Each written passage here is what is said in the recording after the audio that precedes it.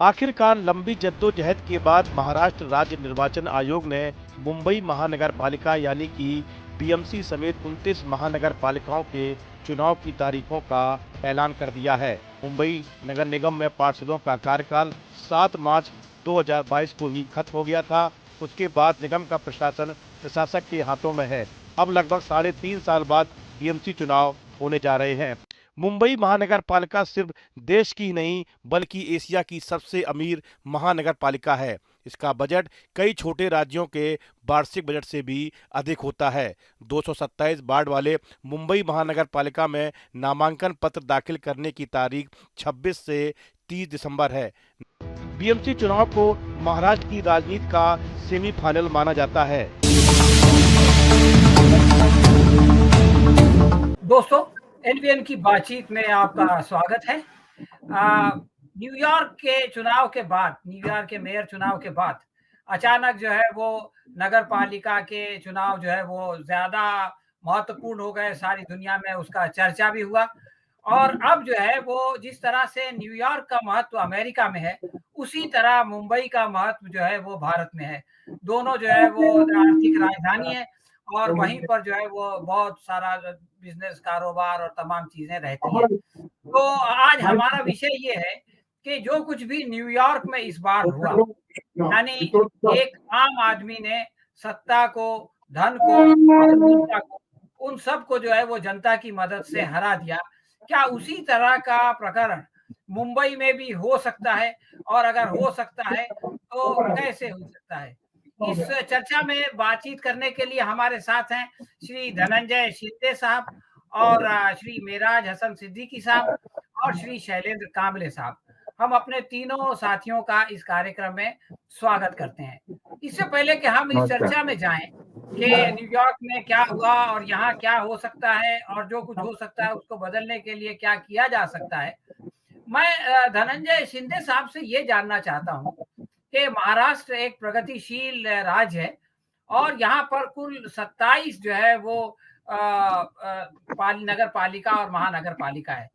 इसमें से 6 ऐसी है कि जिसमें 2020 के बाद कोई चुनाव, यानी 2020 के बाद नहीं, 2015 के बाद कोई चुनाव नहीं हुआ। 2020 में वहां का चुनाव खत्म हो गया था, वहां की तारीख खत्म हो गई थी, इसके बावजूद चुनाव नहीं हुआ।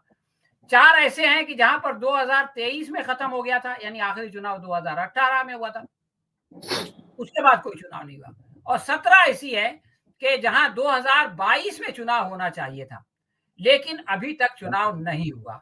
तो सवाल ये है कि ये जो लोकल बॉडीज हैं, जहां से कि जनता की समस्याओं का समाधान होता है, जहां एक आम आदमी अपनी परेशानियों को लेकर के जाता है और अपने रिप्रेजेंटेटिव्स के जरिए से उनको हल करने की कोशिश करता है, अगर उसके चुनाव ही ना हो और प्रशासन के जरिए से उसको चलाया जाए तो उसको कितनी दिक्कतें हो रही हैं और इस चुनाव को इतने लंबे समय तक नहीं कराने का क्या कारण है? शिंदे साहब, अनम्यूट कर लीजिए।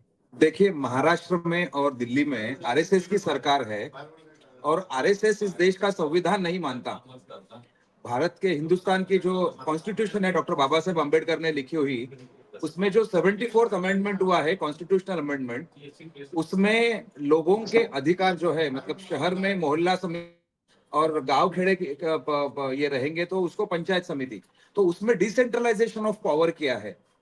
देवेंद्र फडणवीस हो या मोदी जी हो, उनकी सोच सिंपल है कि वो जनता को इस निर्णय प्रक्रिया में इन्वॉल्व नहीं करना चाहते, क्योंकि उनको पूरी तरह से तानाशाही के हिसाब से उनको राजनीति करने पे उनका विश्वास है। और इसीलिए 2020 के बाद में महाराष्ट्र में जो लोकल बॉडीज जो कहते हैं, जिसमें म्युनिसिपल कॉर्पोरेशन आती है, बल्कि नगर पालिका आती है, नगर परिषद आती है, और सभी जिला परिषद हो, जिला पंचायत समिति हो, तो महाराष्ट्र में चुनाव ही नहीं हुए। इससे क्या हुआ है कि लोग जो चुन के रिप्रेजेंटेटिव्स भेजते हैं म्युनिसिपल कॉर्पोरेशन में, तो वो लोगों के प्रश्न जो है अधिक पैशनेट वे से उनका अभ्यास होता है, इसलिए वो चर्चा करती है और उस प्रश्नों के ऊपर आगे का रास्ता निकलता है। लेकिन देवेंद्र जी का इस प्रक्रिया के ऊपर विश्वास नहीं है और इसीलिए उन्होंने 2020 के बाद में से महाराष्ट्र में चुनाव ही नहीं लिए हैं। और अभी भी जो चुनाव 31 जनवरी के पहले लेना जो जरूरी है वो सुप्रीम कोर्ट के निर्णय के बाद में,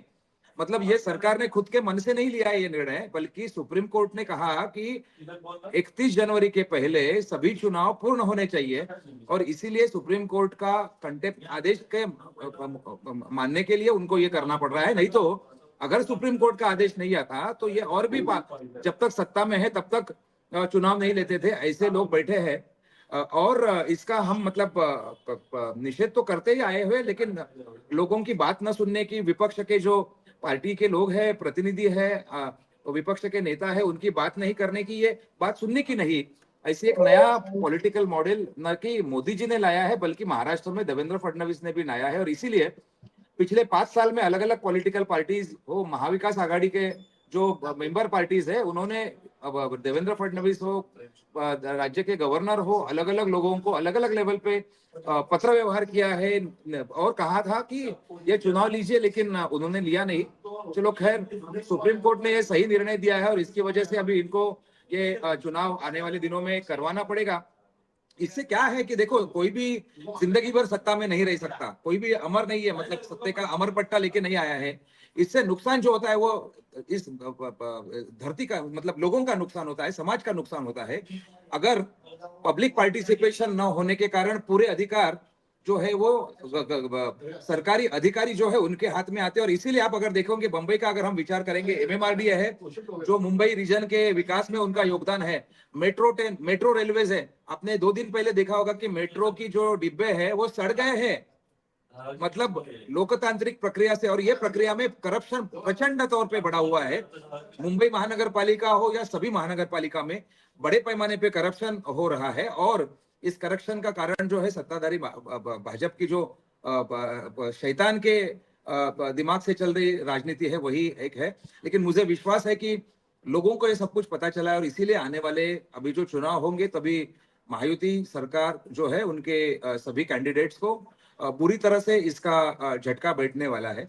लोग अभी बोलने लगे हैं कि बस हो गया, मतलब गली गली में बातें हो रही है कि कितने गलत तरीके से ये चीजें कर रहे हैं। और इसीलिए जो सेकंड और थर्ड लेवल की जो पॉलिटिकल लीडरशिप होती है उसको डेवलप करने के लिए ये लोकल बॉडीज के चुनाव बहुत इंपॉर्टेंट होते हैं। वो आगे जाके विधायक बनते हैं, सांसद बनते हैं, तो ये प्रक्रिया खत्म करने की जो साजिश है आरएसएस की, वो अभी हम आने वाले दिनों में रुकेगी, इस पर मुझे पूरा विश्वास है। शैलेंद्र साहब, मेरा आपसे ये प्रश्न था कि ये धारणा थी कि जिसके पास सत्ता है, जिसके पास धन है और जिसके पास मीडिया है वही चुनाव जीत सकता है। इसीलिए जो है ये देखा जाता था कि जो कैंडिडेट आया है उसके पास सपोर्ट है कि नहीं, पैसा है कि नहीं, और वो इलेक्शन लड़ सकता है कि नहीं, और उसके साथ मीडिया है कि नहीं, वगैरह वगैरह, या मीडिया में उसकी क्या इमेज है। लेकिन न्यूयॉर्क में एक आम आदमी जो है वो आया जिसके पीछे केवल 1% लोग थे, उसके पास धन नहीं था, सत्ता उसके खिलाफ थी, मीडिया उसके खिलाफ था। इसके बावजूद उसने एक चुनाव जीत के बता दिया, डोनाल्ड ट्रंप को जो है उसने हरा के बता दिया कि एक आम आदमी अगर जनता को अपने साथ ले तो वो क्या कर सकता है। तो मैं आपसे ये जानना चाहता हूं कि जो चमत्कार न्यूयॉर्क में हुआ, उस चमत्कार को अगर हम बंबई में रिपीट करना चाहते हैं तो इसकी पॉसिबिलिटी कितनी है, और उसके लिए क्या करना पड़ेगा? सलीम साहब, देखिए, अभी आपने जिस तरह से डेवलपमेंट के बारे में बात की, सबसे पहले क्रोनिक कैपिटलिज्म का सबसे अति उच्च केंद्र ये अमेरिका है, न्यूयॉर्क सिटी है। और वहां पर जैसे आपने यहाँ पर बयान किया कि वहां के मेयर, मतलब न्यूयॉर्क शहर का जो मेयर कैंडिडेट जो या उम्मीदवार की लिस्ट में ज़हरान ममदानी जो है वो 1% पे था, नीचे था। मगर इतना क्रोनिक कैपिटलिज्म का जो मतलब बड़ा सेंटर जिसको माना जाता है, वहां पर सबसे ज्यादा क्रोनिक कैपिटलिस्ट बैठते हैं। उनको उनकी जो नीतियां है, उनकी जो पॉलिसीज है, वो पॉलिसीज आम जनता को इफेक्ट कर रही थी। आम जनता उससे त्रस्त है। आज वहां की जो समस्या है उसको लेकर जो ममदानी ने वहां पर जो है जब शुरुआत किया, तब हम क्या देखते हैं, हम देखते हैं कि उनको कोई सुनने के लिए तैयार नहीं था। मगर जिस तरह से उन्होंने उसके बारे में आम जनता के बीच में जाकर, आम जनता के बीच में इस बात को जो है वो गंभीरता से रखने का काम किया, जो लोग उससे इफेक्टेड है उस तक पहुंचने का काम किया, जनता तक पहुंचे, उनके जो वॉलेंटियर्स, लाखों वॉलेंटियर्स तैयार हुए उनकी वो बात को लेकर, उस कैंपेन को लेकर, और उन्होंने बहुत बड़े पैमाने के ऊपर ये बातों को जनता के बीच में जाकर 1-to-1 जो है मिलने का काम किया। उसका परिणाम हमको दिखता है कि जो न्यूयॉर्क शहर के अंदर जो चुनाव हुआ, उस चुनाव के अंदर उस पूरे क्रोनी कैपिटलिज्म के सर्वोच्च जो जगह है उसको छेद दे दिया गया।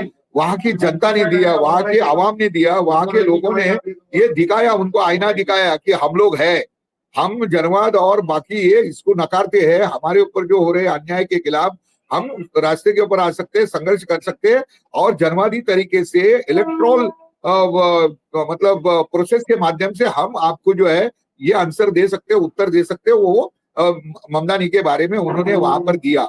वही जो है मुंबई, ये हमारे बड़े कैपिटलिस्टों का अड्डा है और यहाँ पर सभी कैपिटलिस्ट रहते हैं। और ये शहर जो है, ये शहर जिस शहर को किसान मतलब मजदूरों ने, मेहनत कशों ने बनाया है, ये शहर की स्थापना जो है संयुक्त महाराष्ट्र के मोमेंट से बनी हुई है।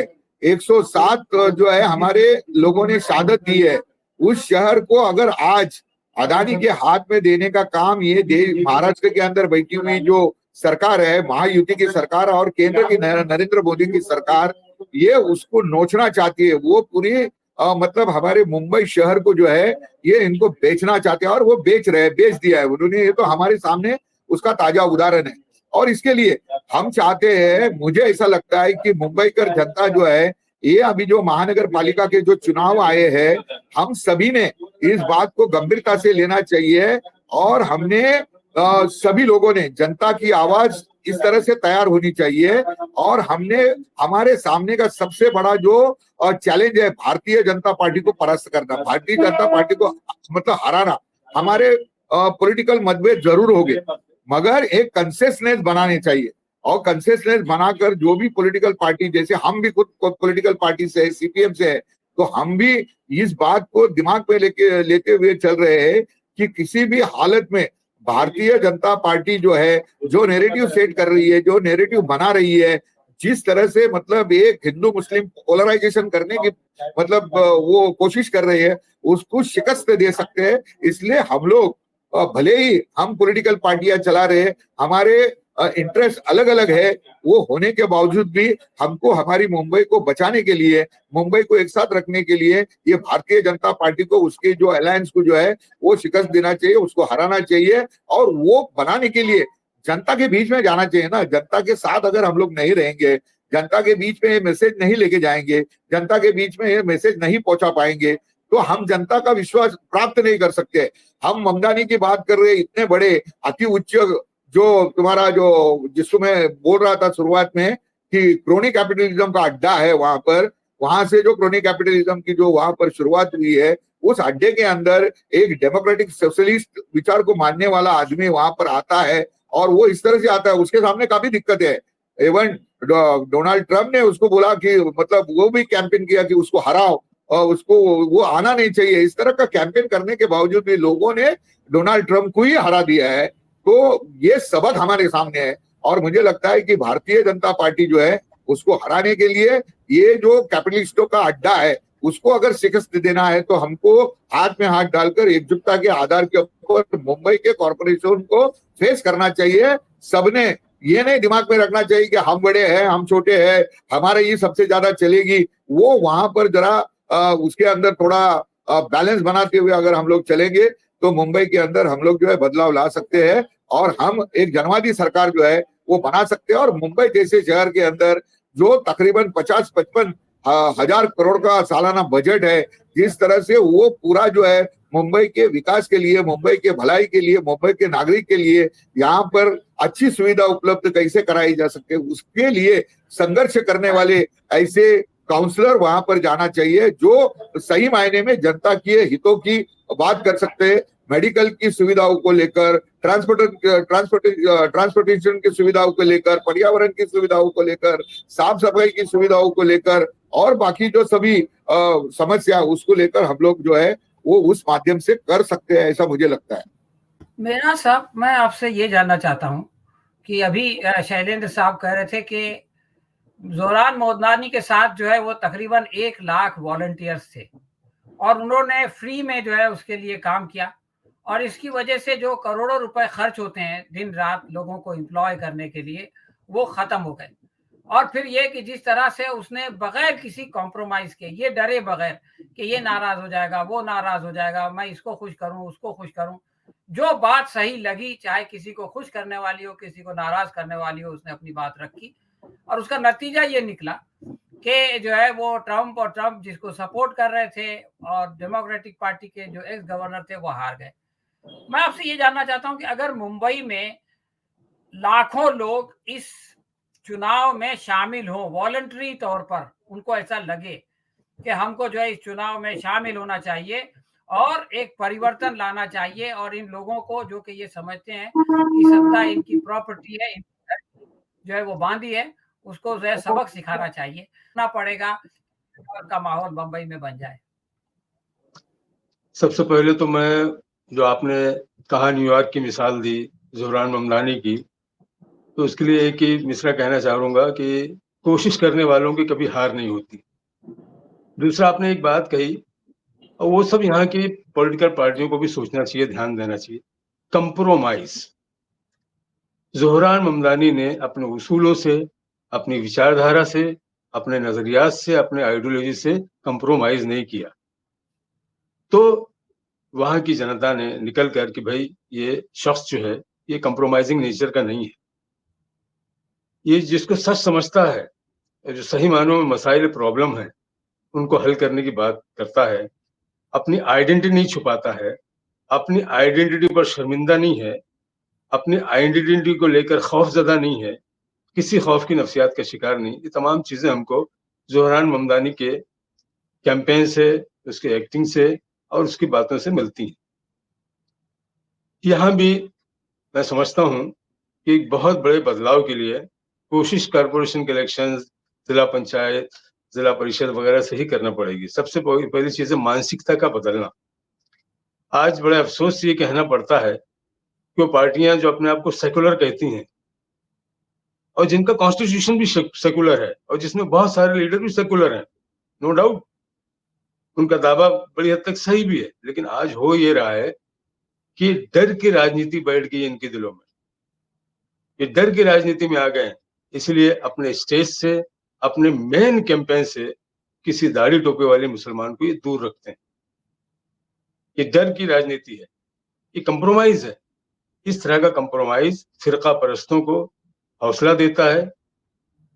तो मैं समझता हूं कि ऐसी पॉलिटिकल पार्टियां जो अपने आप को सेकुलर कहती हैं और वाकई में उनका संविधान, उनका आइन, उनका कानून भी सेकुलर है, उनको किसी भी तरह के कंप्रोमाइज पर नहीं जाना चाहिए। जो है वो है,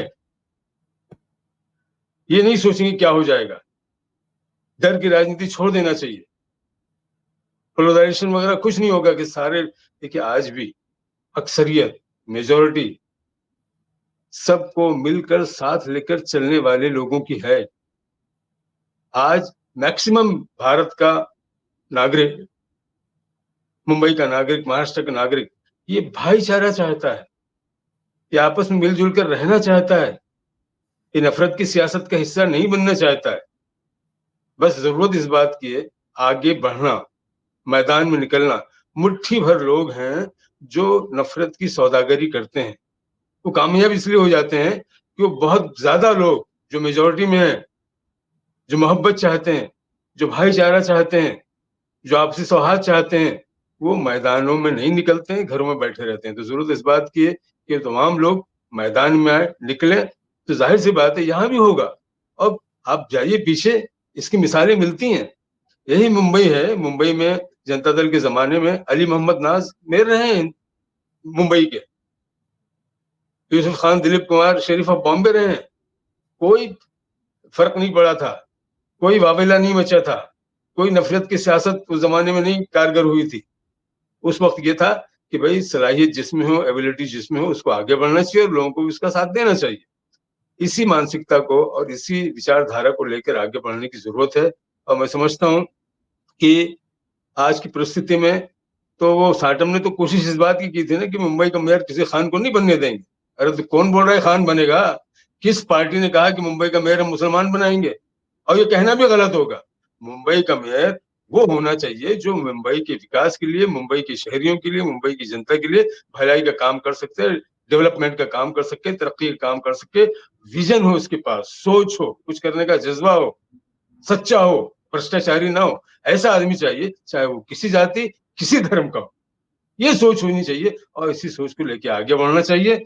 और हम समझते हैं कि सारे लोग आगे बढ़ेंगे इस सोच को लेकर, बिना कंप्रोमाइज किए, बिना डर की राजनीति का शिकार हुए अगर मैदान में आएंगे, काम करेंगे, तो पॉजिटिव रिजल्ट आने की पूरी पूरी आशा है और उम्मीद है।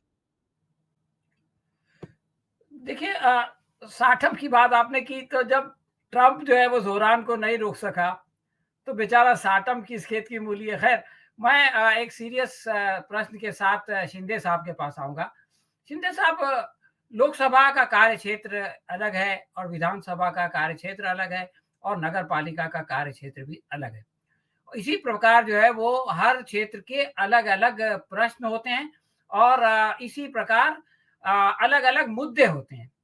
तो मैं आपसे ये जानना चाहता हूं कि बम्बई महानगर पालिका चुनाव में क्या मुद्दे होने चाहिए? बम्बई की जनता के वो कौन सी समस्याएं हैं कि जिनकी वो लोग अपेक्षा करते हैं कि उनके नुमाइंदे, उनके रिप्रेजेंटेटिव उनको जो है वो एड्रेस करेंगे, और जो कोई भी उस काम को करने के लिए आगे बढ़ेगा, उन मुद्दों को उठाएगा, वो उसका जो है वो समर्थन करेंगे। तो आपके ख्याल में बंबई में वो कौन से ज्वलंत प्रश्न हैं कि जिनको जो है वो महानगर पालिका के चुनाव में उठाया जाना चाहिए?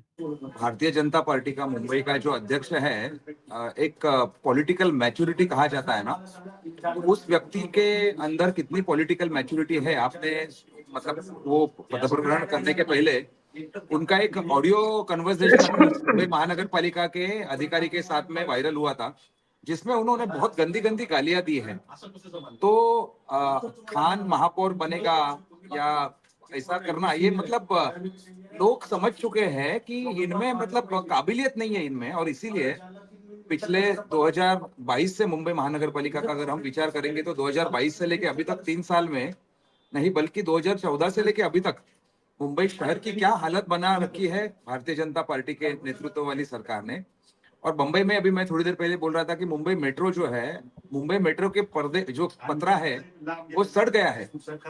जगह जगह पे रोडों की अवस्था क्या है, कचरे की अवस्था क्या है। सबसे महत्वपूर्ण बात यह है कि मुंबई महानगर पालिका के तिजोरी में, खाते में जो 90 हजार करोड़ रुपया था, वो धीरे धीरे से कम होने लगा है। तो बंबई जो शहर है जहाँ पे पूरे हिंदुस्तान के कश्मीर से लेके कन्याकुमारी तक लोग आते हैं रहते मुंबई में, तो मुंबई महानगर पालिका में रहने वाले सभी लोगों के, लोग काय के लिए आते हैं यहाँ पे, लोग रोटी कपड़ा मकान के सवाल है उनके सामने। मुंबई में घर का सवाल बहुत बड़ा है आपकी जानकारी के लिए। उसके अलावा ट्रांसपोर्ट सिस्टम जो है, बीएसटी जो है, बीएसटी का जो मसला है, आपको पता है बीएसटी का प्राइवेटाइजेशन चल रहा है। तो मुंबई में रहने वाले लोगों को पता चला है कि इनकी पोलराइजेशन की राजनीति है, और रोटी कपड़ा मकान के जो सवाल है, रास्ते का प्रॉब्लम है, ट्रांसपोर्ट सिस्टम का प्रॉब्लम है, करप्शन का प्रॉब्लम है, मिस गवर्नेंस का प्रॉब्लम है। तो ये सब मुद्दे जो है वो मुद्दे आगे हम लेके जाएंगे महाविकास आघाड़ी के तौर पे। और मुझे पूरा विश्वास है कि जब जनता के मुद्दों के हाथ में लेके हुए अगर राजनीतिक लड़ाई हो, तो जनता को लगता है कि ये मेरी लड़ाई है। और हिंदुस्तान के नहीं बल्कि दुनिया के इतिहास में अभी जो न्यूयॉर्क सिटी में हुआ, ममदानी जी चुन के आए, उनके खिलाफ कौन थे? डोनाल्ड ट्रंप थे, उनके खिलाफ वहां की कॉर्पोरेट लॉबी थी, फिर भी लोग उनके लिए साथ में आए और लोगों ने ये चुनाव जो है उसमें पार्टिसिपेशन किया। मुझे लगता है बंबई में भी ऐसा ही होगा।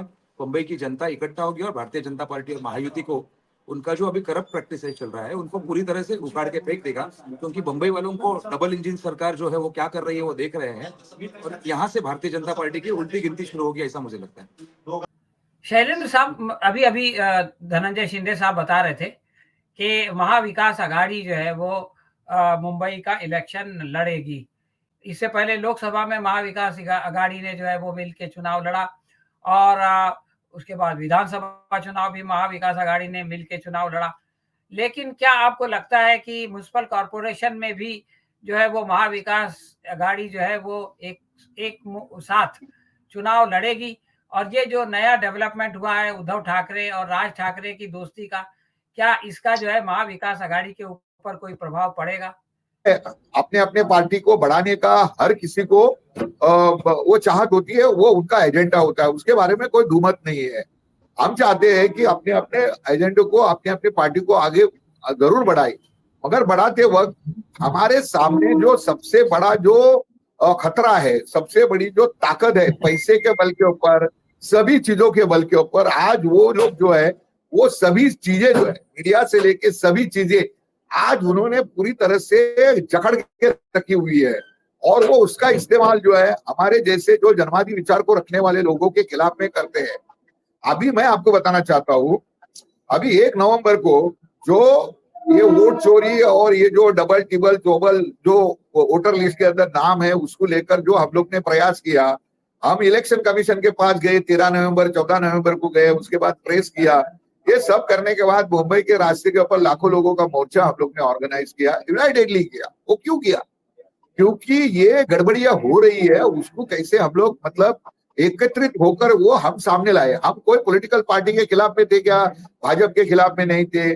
हमारा लड़ाई था इलेक्शन कमीशन के साथ, उनको बता रहे थे कि इसको सुधारो, इसका करेक्शन करो, यही लड़ाई है हमारी। और बाकी फिर भारतीय जनता पार्टी वो और उसके जितने भी चेले चपाटे हैं, उसने उसको बहुत ट्रोल करने की कोशिश किया। दोस्तों आखिरी सवाल मैं मेराज हसन सिद्दीकी साहब से करना चाहता हूँ। मेरा साहब, मुंबई में जो है वो 66% रिजर्वेशन है और उसका फैसला जो है वो लॉटरी के जरिए से हुआ। लोगों ने जो है वो अपने नाम डाले और वो सबके नाम से जो है वो चिट्ठियां निकली और रिजर्वेशन हो गया। लेकिन ये देखने में आया कि डोंगरी का इलाका और गोंडी का इलाका और वो सारे जहाँ पे के मुस्लिम डोमिनेटेड इलाके हैं, वो जो है उनमें से ज्यादातर जो है वो रिजर्व हो गए। तो ये क्या हो गया कि लॉटरी के जरिए से निकाले गए नाम भी जो है वो ऐसे निकले कि वो चुन चुन के मुस्लिम एरिया जो है वो रिजर्व हो गए। इसको आप कैसे देखते हैं? देखिए ऐसा है, ये एक प्रक्रिया है जिसको रोटेटेड बोलते हैं। जो सीटें पहले रिजर्व होती हैं वो ओपन हो जाती हैं, जो ओपन रहती है रिजर्व हो जाती हैं। इस पर बातचीत की जा सकती है और बहुत सारी चीजें जानबूझ के भी की जाती है, लेकिन यहाँ लॉटरी सिस्टम था और ये जो प्रक्रिया है, जो सिस्टम है रोटेटेड सिस्टम कि जो जो सीटें पिछले चुनाव में रिजर्व थी उनको पहले ओपन कर दिया जाता है और जो रिजर्व थी उनको ओपन कर दिया जाता है और फिर उसके बाद उसमें से चिट्ठी निकाली जाती है। तो चिट्ठी की प्रक्रिया कल हुई, लाइव हुई, सारे लोगों ने देखा, मैंने भी देखा। तो दूसरी बात कि मैं शैलेंद्र भाई से बड़ी अच्छी बात कही उन्होंने।